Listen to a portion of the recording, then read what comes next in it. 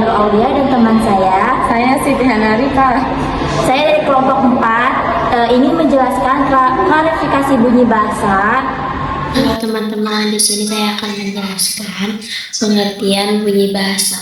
Bunyi bahasa adalah bunyi yang dihasilkan oleh alat ucap manusia dan digunakan sebagai alat komunikasi. Menurut Abdul Qayyim, bunyi bahasa memiliki fungsi untuk menyampaikan makna dalam suatu bahasa. Dan menurut Verhaer menjelaskan bahwa bunyi bahasa dihasilkan oleh paru-paru, pita suara, lidah, bibir, dan organ ucap lainnya.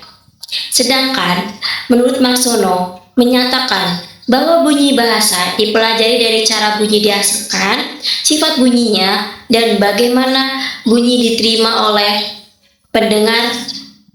Jadi, bunyi bahasa merupakan dasar dalam proses komunikasi manusia. Yang kedua, di sini saya akan menjelaskan klarifikasi bunyi bahasa. Secara umum, bunyi bahasa dibagi menjadi dua, yaitu bunyi vokal dan bunyi konsonan.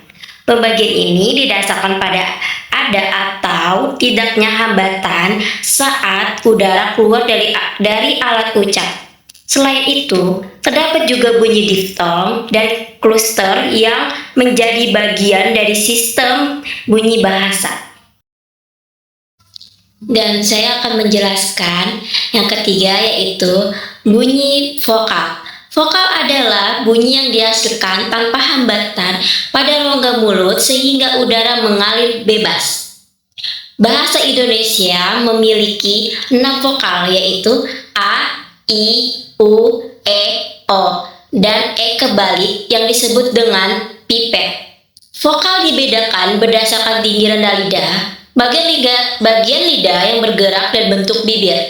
Contohnya yaitu vokal U diucapkan dengan bibir membulat, sedangkan A diucapkan dengan bibir tidak membulat. Penelitian juga menunjukkan bahwa pengucapan vokal dapat berbeda sesuai dialek atau daerah. Ini saya akan menjelaskan bunyi konsonan. Bunyi konsonan merupakan bunyi yang dihasilkan dengan adanya hambatan atau penyimpatan pada alat ucap. Konsonan dibedakan berdasarkan 3 hal. Yang pertama, yang A ada tempat artikulasi, yaitu tempat terjadinya bunyi. Yang pertama ada di labial, yaitu P, B, M. Yang kedua, radiodental, yaitu F dan V. Yang ketiga itu ada alveolar, yaitu T, D, N, R, S, dan Z. Yang selanjutnya ada palatat,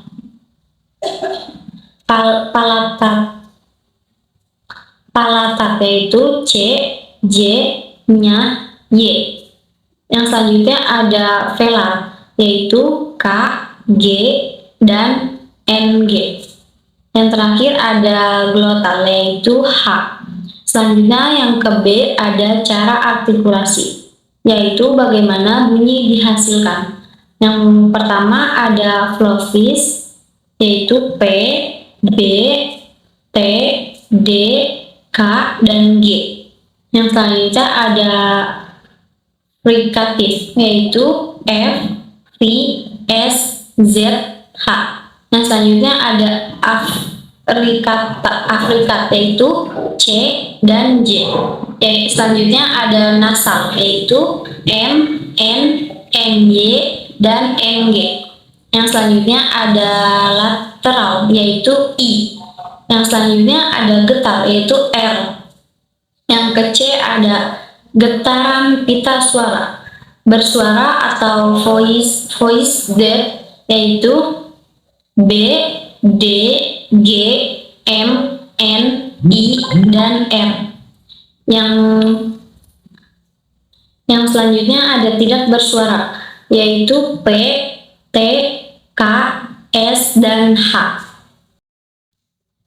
Lalu ada bunyi diftong.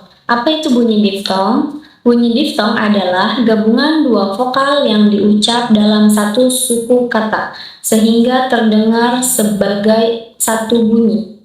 Contohnya itu ada AI. Contohnya, katanya itu pantai.